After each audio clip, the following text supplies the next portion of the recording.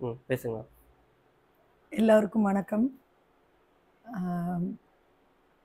இன்னைக்கு நான் யாரை பற்றி பேச போகிறேன் அப்படின்னு சொன்னால், எங்கள் வீட்டில் எங்களுக்கு கிடைச்ச ஒரு பெரிய ஒரு பூன்னு சொல்லணும் அவரை. தம்பி வந்து ஒரு வீடு வாங்கியிருந்தான். அவன் அமெரிக்காவில் இருக்கா, கூகுளில் ஒர்க் பண்ணுறான். அவன் வந்து மதுரையில் ஒரு வீடு வாங்கி முடிச்சிருந்தான். உள்ளே வந்து இன்டீரியர் டெக்கரேஷன் பண்ணணும், ரொம்ப நல்லா அழகாக பண்ணணும் அப்படிங்கிறது அவனோட ஆசை. அழகாக பண்ணணுங்கிறத விட அங்கே அமெரிக்காவில் இருக்கிற மாதிரியே இங்கே சில இதெல்லாம் நம்ம இது பண்ணணும், இம்ப்ளிமெண்ட் பண்ணணும் அப்படிங்கிற மாதிரி ஆசை. நான் அப்போவே சொன்னேன், அதெல்லாம் இங்கே நடக்காது, பார்த்துக்கோ நீ அப்படின்னு. இல்லை இல்லை நான் தேடி கண்டுபிடிக்கிறேன் அப்படின்னா. நான் சொன்னேன், மதுரையெல்லாம் அப்படி தேடி கண்டுபிடிக்க முடியாதுடா, பாரு நீ அப்படின்னு சொன்னேன். அதுக்கு நடுவில் என்னுடைய ஃப்ரெண்ட்ஸ் மூலமாக எனக்கு ஒரு ரெஃபரன்ஸ் வந்துருந்தது. நான் இன்ட்ரடியூஸ் பண்ணேன். ஆனால் அவன் வந்து இல்லை நான் தேடுறேன் அப்படின்னு சொல்லிட்டு ஆன்லைனில் தேடுறான். தேடும்போது ரொம்ப லக்கியாக பார்த்தீங்கன்னா, நாங்கள் இருக்கிற அதே தெருவுலேயே அந்த ஆஃபீஸு. அந்த ஆஃபீஸில் ஒருத்தருடைய நேம் வந்து கண்டுபிடிச்சிட்டான். அவன் கூகுள்லேருந்து சர்ச் பண்ணி கண்டுபிடிச்சிட்டான். அவர் பேர் மதன கோபால் அப்படின்ட்டு. அம்மா நான் ஒருத்தரை கண்டுபிடிச்சிட்டேன், நான் அவரை ஃபோன் பண்ணி கூப்பிட போகிறேன் அப்படின்னா. சரி கூப்பிடு, அதுவும் இதே தெருவில் இருக்காருன்னா எனக்கு தெரியலையே, யாருன்னே தெரியலையே எனக்கு அப்படின்னு சொன்னேன். ஆனால் அப்போ தெரியாது, ஏன்னா அவங்க ஃபுல்லாக ஆன் சைட்டுக்காக எல்லா இடத்துக்கும் போயிடுவாங்க. அது ஒரு ஆஃபீஸ், சும்மா சின்ன ஆஃபீஸ் அப்படிங்கிறது அப்போ தெரியல. ஸோ இவன் என்ன பண்ணுறான், அவருக்கு காண்டாக்ட் பண்ணுறான். காண்டாக்ட் பண்ணும்போது ஒரு ஃபோனை எடுத்துகிட்டு அவர் சொல்கிறாரு, ஓகே சார் பண்ணிடலாம் சார் பண்ணிடலாம். இவன் எல்லாம் எக்ஸ்பிளைன் பண்ணுறான்.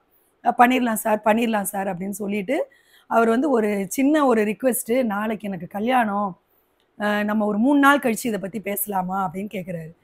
உடனே இவன் நாளைக்கு கல்யாணமா உங்களுக்கு, ஓகே சார் அப்படின்னு சொல்லிட்டு வச்சுட்டான். நான் அவன் கூடவே இருக்கேன். நான் சொன்னேன், இந்த கதை ஆகாது, கல்யாணம் பண்ணவர் 3 நாள் கழித்து எப்படா வந்து உனக்கு இன்டீரியர் டெக்கரேஷன் பண்ணுவார், நீயும் ஷார்ட் லீவில் வந்திருக்க, நீயும் திருப்பி போகணும், இவரை நீ நம்பாத, வேற யாரையாவது பார்க்கலாம் அப்படின்னு. இல்லை அவர் சொல்லியிருக்காருல, வெயிட் பண்ணுவோம் அப்படின்னா. அதுக்கப்புறம் நடுவில் ஒருத்தர் வந்தார், அவன் பார்க்கவே அதை விருப்பப்படலை. இல்லை நான் மிஸ்டர் மதனை பார்த்துட்டு அதுக்கப்புறம் நான் இதுக்கு முடிவு பண்ணுறேன் அப்படின்னா.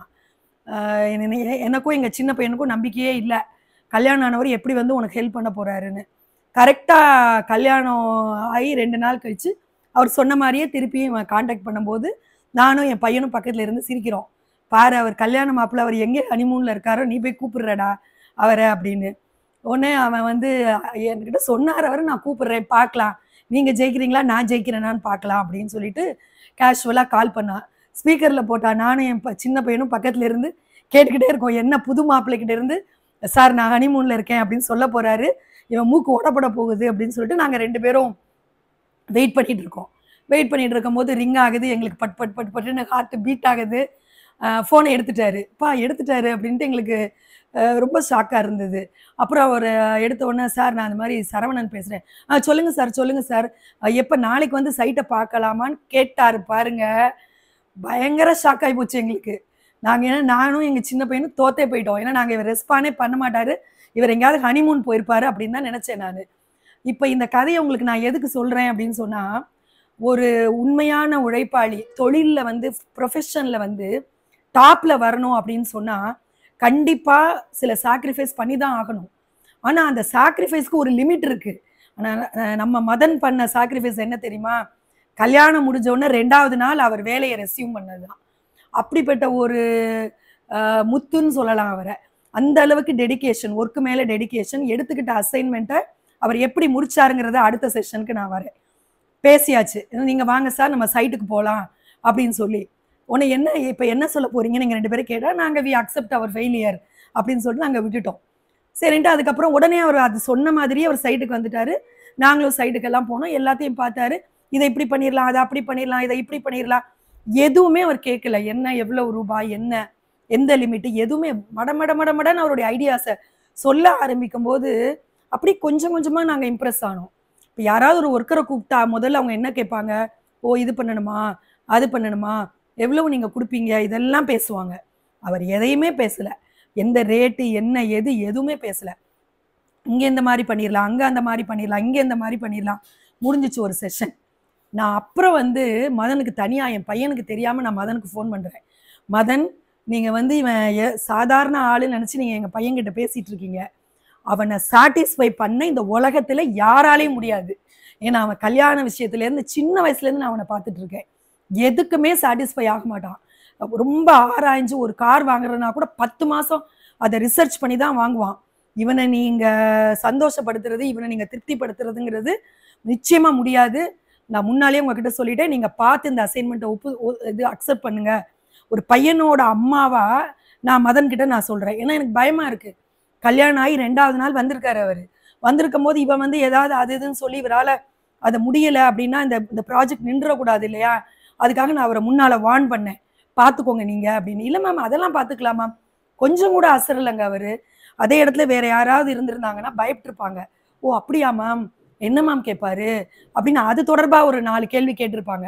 அவர் எதையுமே கேட்கல. பார்த்துக்கலாம் மேம், அதெல்லாம் ஒன்றும் இல்லை, அதெல்லாம் செஞ்சுக்கலான்னு. பயங்கர ஆச்சரியமா இருந்தது, பயங்கர சர்ப்ரைஸாக இருந்தது எனக்கு. அப்புறம் என்னாச்சு, பேசி முடிச்சாங்க, எல்லாம் முடிச்சுட்டு அவன் ஊருக்கு கிளம்பணும். அப்போ திருப்பி எனக்கு கவலை வந்துருச்சு. அவன் ஊருக்கு போகிறான், இவர் இங்கே என்ன பண்ண போறாருன்னு தெரியல. அதை பற்றி அவனுக்கு ஃபுல் கோஆப்ரேஷன் இவர் கொடுத்தாலும் அவனுக்கு அது பிடிக்கணுமே, அவன் சாட்டிஸ்ஃபை ஆகணுமே, நம்மால் அப்படிப்பட்ட ஆள் இல்லை அப்படின்னு பயந்துக்கிட்டே இருந்தேன். சரின்னு அவன் ஊருக்கு போயிட்டான். சாரும் மதன் சாரும் கொஞ்சம் கொஞ்சமாக பிளான்லாம் போட்டு எல்லாம் காமிச்சார். பிளான் போடுற வரைக்கும் அவன் இங்கே இருந்தான்னு நினைக்கிறேன். ஆனாலும் அங்கே போன உடனே அவன் 2வது நாள் திருப்பியும் நான் பேசணும் மதனோட அப்படின்னு சொல்லிட்டு மதன் சாரை கூகுளில் காண்டாக்ட் பண்ணான். எனக்கு தெரிஞ்ச அநேகமாக மதன் சார் ஒரு கிளையண்ட்டோட கூகுளில் ஆரம்பித்தது அதான் ஃபர்ஸ்ட். நான் சொல்கிறதெல்லாம் 3 இயர்ஸ் முன்னால் சார், இப்போ கிடையாது, 3 இயர்ஸ் முன்னால். ஸோ அவங்க கூகுளில் காண்டாக்ட் பண்ணுறாங்க. காண்டாக்ட் பண்ணால் என்ன சொல்லுவான், அம்மா நீயும் வாமா அப்படின்னு சொல்லுவான். நானும் என் சின்ன பையனும் ரெடியாக இருப்போம். நான் நினச்சேன் ஏதோ 10 நிமிஷத்தில் பேசி முடிச்சிருவாங்க, அடுத்து போய் நம்ம வேலையை பார்க்கலாம் அப்படின்னு நினச்சிட்டு இருந்தா, நம்பவே மாட்டீங்க சார், பேசுவாங்க. ஒரு சினிமா முடிஞ்சிடும், ஒரு 10 சீரியல் கூட முடிஞ்சிடும். காலையில் ஆரம்பிச்சாங்கன்னா பேசுவாங்க. இவர் ஒன்று சொல்லுவார், அவன் ஒன்று சொல்லுவான். அவன் இதை மாற்றுங்கம்மா, அசரவே மாட்டார். மாற்றிடலாம் சார். ஆனால் அதே சமயம் அந்த மாற்றுன்னு அந்த கிளையண்ட்டுக்கு ஏற்ற மாதிரி அவர் அக்செப்ட் பண்ணுவாரே தவிர, அங்கே அதுக்கு பாசிபிலிட்டி இல்லை அப்படின்னு வச்சுக்கோங்க, அது அழகாக இருக்காது அப்படின்னு வச்சுக்கோங்க, வேண்டான்றுவார். சார் இது நல்லா இருக்காது சார். அவன் திருப்பி கேட்பான். அவன் ரொம்ப கஷ்டப்படுத்தி கேட்பான். எப்படி முடியாதுன்னு சொல்கிறீங்க, எனக்கு ரீசன் சொல்லுங்க. ஒரு உடனே ரீசன் சொல்லுவார். இந்த மாதிரிலாம் இருந்தால் இப்படி இருக்கும் சார், அந்த மாதிரி இருக்கும் சார், இப்படி இருக்கும் சார் அப்படின்னு இவர் ஒவ்வொரு எக்ஸாம்பிளாக எடுத்து காமிப்பார். அவர் முன்னால் செஞ்ச வேலைகள் உள்ள ஒர்க்கெல்லாம் எடுத்து காமிப்பார். உடனே அப்போ தான் அவன் சாட்டிஸ்ஃபை ஆகி இந்த ஒவ்வொரு நாளும் சார் கிட்டத்தட்ட 3 மந்த்ஸாக எவ்ரி டே, பாவம் அவர் கல்யாணம் பண்ண புது பொண்டாட்டி, என் பையனோட பொண்டாட்டி, இவங்க 2 பேர் தான் அங்கே பாவப்பட்ட ஜீவன்கள். நான் கொஞ்ச நேரம் உட்காந்துட்டு நான் தூங்கிடுவேன், என்னால் முடியாது இவங்க 2 பேரும் பேசுகிறத. அசராமல் பேசுவார். அவனும் இதை பண்ணுங்க அதை பண்ணுங்க மாற்றி வேலையை விட்டுக்கிட்டே இருப்பான். இவரும் அதை எல்லாத்தையும் பண்ணுவார். அப்புறம் என்ன பண்ணுவான், சார் எனக்கு ஃபோட்டோ எடுத்து அனுப்புங்கன்னு. பாவம் அவருக்கு எந்தெந்த இடத்துல எவ்வளோ அசைன்மெண்ட் இருக்குமோ தெரியாது. வந்து சைட்டில் நின்று அவர் செய்யும் போது கூடவே நின்று, சில பேர்லாம் நீங்கள் பார்த்துருப்பீங்க இன்டீரியர்லாம், இதை செய்யுங்க அப்படின்னு சொல்லிட்டு போயிடுவாங்க. போனாங்கன்னா அவங்க என்ன செய்கிறாங்கன்னே நமக்கு தெரியாது. ஆனால் இவர் அப்படி கிடையாது, மதன் அப்படி கிடையாது. ஈச் அண்ட் எவ்ரி டீட்டெயில் அவர் வந்து பார்த்துட்டு, ஒருவேளை அது சரியா இல்லைன்னு வச்சுக்கோங்க, ஒர்க்கர்ஸ்கிட்ட சொல்லிடுவாரு, ரிமூவ் பண்ணுங்க, இது எனக்கு சாட்டிஸ்ஃபேக்ஷன் வரல, ரிமூவ் பண்ணுங்க. நான் கூட சொல்லுவேன், விட்டுருங்க மதன், ஓரளவுக்கு முடிஞ்சிருச்சுல, இது எதுக்கு திருப்பி இல்லை மேடம், எனக்கு அது சரியா எனக்கு திருப்தியா இல்லை எனக்கு, அதனால மாற்றணும் அப்படின்னு சொல்லிட்டு மாற்றுவாங்க மறுபடியும். இப்படியே நீங்கள் ஒரு வீட்டுடைய ஒரு இன்டீரியர் வந்து கிட்டத்தட்ட 1 இயர் பொறுமையாக, ரொம்ப பொறுமையாக. எங்கள் அப்பார்ட்மெண்ட்டில் பார்த்தீங்கன்னா 88 வீடு இருக்குது. எங்கள் வீட்டை வந்து, எங்களுடைய ஃப்ளாட்டை வந்து ஒரு மாடல் ஃப்ளாட் மாதிரி ஒருத்தர் வந்து விசிட் பண்ணி பார்த்துட்டு போனாங்க. இவ்வளோ நாள் வேலை பார்க்குறாங்க, என்னென்னவோ பண்ணுறாங்க, ரொம்ப அழகாக இருக்குது அப்படின்னு ஒருத்தர் வந்து பார்த்துட்டு சொல்ல வேண்டியது. அப்புறம் அடுத்தவங்க வருவாங்க. இப்படியே டே பை டே விசிட்டர்ஸு. இந்த இன்டீரியர்னால நாங்கள் ஃபேமஸ் ஆனோம். ஓ 9Bயா நீங்கள், உங்கள் வீட்டில் ரொம்ப நல்லா வேலை நடக்குது, பார்த்தோம் நாங்கள் வந்து அப்படின்னு சொல்லிட்டு நிறைய நியூ ஐடியாஸ் சார். செப்பல் ஸ்டாண்ட்லாம் பார்த்தீங்கன்னா ரொம்ப அழகான செப்பல் ஸ்டாண்டு, வெளியில் கிடையாது, வீட்டுக்குள்ளேயே இடத்த ரொம்ப ஆக்குப்பை பண்ணாமல் ரொம்ப ஷார்ட்டாக, அதே மாதிரி அதில் உள்ள டஸ்டெல்லாம் கீழே விடுகிற மாதிரி, அது மாதிரியான ஒரு செட்டப்பு. அது மாதிரி தேர்ந்தெடுத்து ஒன்னோட ஒன்று கலர் டிஃப்ரென்சியேஷன் இருக்கக்கூடாது அப்படின்னு சொல்லிட்டு இவர் தேர்ந்தெடுத்து அனுப்புவார் தம்பிக்கு. அவன் மகன் பார்த்துட்டு என்ன பண்ணுவான், இல்லை சார் இதை மாற்றுங்க அப்படின்பா. மாற்ற வேண்டியதை மாற்றுவார், மாற்ற வேண்டாம் அப்படின்னு நினைக்கிறத ஸ்டபனாக சொல்லிடுவார், நல்லா இருக்காது சார், அப்புறம் உங்கள் இஷ்டம் அப்படின்னு சொல்லிடுவார். இப்படியே ஒரு வருஷம் எல்லாம் பார்த்தா பர்ஃபெக்டாக வீடு அவ்வளோ அழகா, ஃபினிஷிங் எல்லாம் பார்த்தீங்கன்னா வெரி பியூட்டிஃபுல். அந்த ஃபினிஷிங் நான் எப்பொழுதுமே ஒரு வீடு கட்டுறோம் எது கட்டினாலும் அந்த ஃபினிஷிங்கை தான் ஃபஸ்ட்டு அதுதானே எல்லாருக்கும் வெளியில் ஓப்பனாக தெரியும். அந்த ஃபினிஷிங் வந்து அவ்வளோ அழகாக இருந்தது. என்னுடைய டாட்டர் இன் லாவுடைய அப்பா வந்து மிகப்பெரிய கன்ஸ்ட்ரக்ஷன் கம்பெனியில் அவர் வந்து ஜிஎம். அவர் வந்து பார்த்துட்டு, அவர் அப்போ தான் ஃபஸ்ட்டு வராரு, வந்து பார்த்துட்டு சொல்லார் ஃபென்டாஸ்டிக் இன்டீரியர் அப்படின்னு சொன்னோன்னு தான் என் பையனுக்கு அவ்வளோ சந்தோஷமா இருந்தது. அவரும் அவ்வளோ சீக்கிரமாக அவர் வந்து அவ்வளோ சர்டிஃபிகேட் கொடுக்க மாட்டார். அவர் நொய்டாவில் இருந்தார் கம்பெனியில். இந்த ஏர்போர்ட் அத்தாரிட்டி, இந்த ஃபுல் ஏர்போர்ட்ஸும் அவருடைய கம்பெனி தான் வந்து கன்ஸ்ட்ரக்ட் பண்ணது, எல்லா ஊரில் இருக்கிறதும். அவர் வந்து பார்த்துட்டு சொன்னார் ஃபினிஷிங் இஸ் ஸோ குட் அப்படின்னு ஒரு வார்த்தை சொன்னார். மதன்ஜி கங்க்ராச்சுலேஷன்ஸ் அப்படின்னு. அவருக்கு தமிழ் தெரியாது. இவர் கங்க்ராச்சுலேட் பண்ணிவிட்டு அப்போ தான் என் பையன் சொன்னான், அம்மா நான் அமெரிக்காவில் வீடு கட்டினா கூட அப்படியே மதனை தள்ளிட்டு போயிடுவேன், அமெரிக்காவில் போய் அவரை வச்சுதாம்மா நான் வீடு கட்டுவேன் அப்படின்னு நிறைய ஐடியாஸ் அவன் இம்ப்ளிமெண்ட் பண்ண இவர் அதுக்கு ஏற்ற மாதிரி அங்கே அந்த பொருட்களை சேகரிச்சார் பாருங்க. அது ஒரு பெரிய விஷயம். எங்கெங்கேயும் எந்தெந்த மூலையிலேருந்தோ எல்லாத்தையும் சேகரிப்பார். லைட்டோட டோம்பா இருக்கட்டும், இது கதவோட ஹேண்டிலாக இருக்கட்டும், எல்லாத்தையும் அப்படியே. அதோட விடலைங்க அவர். எங்கள் வீட்டில் 2 சோஃபா இருந்துச்சு. மேம் இது வந்து பழைய சோஃபா, இந்த இன்டீரியருக்கு இது பொருத்தமாக இருக்காது. மதன் வேணாம் மதன் விட்டுருங்க, இதுக்கு நான் திருப்பி அவங்ககிட்ட 1000 கேட்கணும், அவன் ஒப்புதல் கொடுக்கணும், அதுக்கு அக்செப்ட் பண்ணணும் அப்படின்னு. இல்லை மேம் நான் பார்த்து உங்களுக்கு நான் கரெக்டாக செய்கிறேன், அவருக்கு பிடிச்சிருக்கும் அப்படின்னு சொல்லி அதை பழைய சோஃபாவையும் எடுத்துகிட்டு போய் அதை ஏதோ மேஜிக் பண்ணி கொண்டு வந்து வச்சுட்டாரு. வீட்டுக்கு வர்றவங்கலாம் கேட்குறாங்க புது சோஃபா வாங்கினீங்களான்னு. So each and every thing, அவருடைய டெடிகேஷன், அவருடைய ஹார்ட் ஒர்க்கு, அவருடைய ப்ரெசன்ஸ் ஆஃப் மைண்டு, நம்ம சொல்கிற அந்த கிராஸ்பிங் பவர், அதெல்லாம் வந்து எக்ஸலண்ட் டு த கோர். அதை வந்து நீங்கள் உங்கள் வீட்டில் அவர் வந்து வேலை செய்யும்போது தான் நீங்கள் அதை ஃபுல்லாக உணர்வீங்க. அவ்வளவு ஈஸியாக வந்து நானுமோ என் பையனுமோ யாரையும் பாராட்ட மாட்டோம். எல்லாத்துலேயும் ஏதாவது குறை தான் எங்களுக்கு தெரியும். ஸோ இதெல்லாம் கட்டி முடிச்சிட்டாங்கல்ல. இப்போ நான் வரேன். இந்த வீடு கட்டி 2 வருஷம் ஆச்சு சார். 2 வருஷம் ஆச்சு. இப்போ இந்த வீட்டில் வந்து 2 வருஷமா எந்த விதமான ஒரு சின்ன ரிப்பேர் கூட வரல. அதுதான் ரொம்ப முக்கியம். கட்டி கொடுத்துட்டு போயிடுவாங்க. போனாங்கன்னா பார்த்தீங்கன்னா வீட்டில் வந்து அது பிச்சுக்கும் இது பிச்சுக்கும் இப்படி ஏகப்பட்ட கம்ப்ளைண்ட்ஸ் இருக்கும். எங்கள் வீட்டில் 2 வருஷமா எந்த இடத்துலையாவது ஒரு சின்ன லாட்ச் வெளியில் வந்துச்சு, ஒரு சின்ன ஸ்க்ரூ வெளியில் வந்துச்சு, ஒரு சின்ன இது வெளியில் வந்துச்சு, எந்த கம்ப்ளைண்ட்டும் இல்லை. நானும் என்னடா அது 2 வருஷம் ஆச்சு. எல்லாரும் கேட்பாங்க புது வீடு கட்டி போனால் பத்தாது, அதில் 1 வருஷத்துக்கு ஒரு தடவை நீங்கள் அதை அப்படியே இது பண்ணிக்கிட்டே இருக்கணும், ரெனோவேஷன் பண்ணிக்கிட்டே இருக்கணும்பாங்க.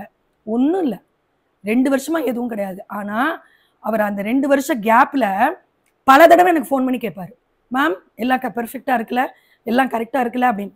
நிஜமாவே நான் சொன்னேன், நான் அவர் தாண்டா என்னோட மூத்த மகன். அது மாதிரி அவரை நம்பி நீங்கள் கொடுத்தீங்கன்னா உங்கள் வீட்டில் உள்ள மூத்த மகன் எப்படி பொறுப்பாக நின்று வேலை பார்ப்பாரோ. இதை நான் ஃப்ளாட்டர் பண்ணுறதுக்காக நான் சொல்லலை. என்னுடைய ஃபேஸ்புக்லேயும் நான் எழுதியிருக்கேன். எனக்கு பார்க்குற ஃப்ரெண்ட்ஸ்கிட்ட எல்லார்ட்டையும் நான் இதை பற்றி பேசியிருக்கேன். ஏன்னா யங் சாப்பு, வெரி டெடிக்கேட்டட் சாப். வாழ்க்கையில் நிச்சயமாக இவர் இவ்வளோ டெடிக்கேஷன் இருக்கிறதுனால நிச்சயமாக அவர் மேலே மேலே வருவார். இப்போ ஒரு சின்ன ரிப்பேர் கிடையாது, அது நாங்கள் ஆல்டர் பண்ணுறோம். ஏன்னா வாஷிங் மிஷின் வைக்கிற இடம் சரியில்லை அப்படின்னு. உடனே அந்த அசைன்மெண்ட்டை எடுத்துக்கிட்டாரு. அது சின்ன அசைன்மெண்ட்டு. அவரை பொறுத்த வரைக்கும் அவர் பிரம்மாண்டமாக இப்போ எல்லாம் நிறைய சைட் அவருக்கு வந்திருக்கு, நிறைய ஒர்க் பார்த்துட்டு இருக்காரு. அப்படியே கண்டினியூஸாக அவர் வந்து பிஸியாகவே இருக்காரு. ஆனால் பையன் வந்து கூப்பிட்டு மதன் சார் நீங்கள் தான் பார்க்கணும் அப்படின்னு சொன்னோன்னா அந்த சின்ன அசைன்மெண்ட்டை இப்போ ஏற்றுக்கிட்டு ஒரு இடத்துலேருந்து இன்னொரு இடத்துல வாஷிங் மிஷினை நாங்கள் மாற்றுறோம், எங்களுக்கு கம்ஃபர்டபுளாக இல்லை அப்படின்னு. ஸோ அதுக்கேற்றதை அவர் வந்து இப்போ வந்து உடனே அந்த என்னென்ன மாடிஃபிகேஷன் செய்யணுமோ அது எல்லாத்தையும் அவர் வந்து செஞ்சிட்ருக்காரு. So I should say that Madan, wish you a very very happy and prosperous future. உங்களுடைய டெடிக்கேஷனுக்கு, உங்களுடைய ப்ரிசர்வரன்ஸுக்கு, உங்களுடைய ஹார்ட் ஒர்க்குக்கு, உங்களுடைய அந்த அக்செப்ட் பண்ணதை முடிச்சு கொடுக்குற சின்சியாரிட்டிக்கு எல்லாத்துக்கும் கடவுள் வந்து நிச்சயமாக அவங்கள வந்து இன்னும் கொஞ்ச நாளில் ஒரு லெவலில் ஒரு பெரிய இன்டீரியராக கண்டிப்பாக நீங்கள் வளருவீங்க அப்படிங்கிற நம்பிக்கையோடு நான் உங்களை தேங்க் பண்ணிவிட்டு நான் I will take from you. Thank you so much.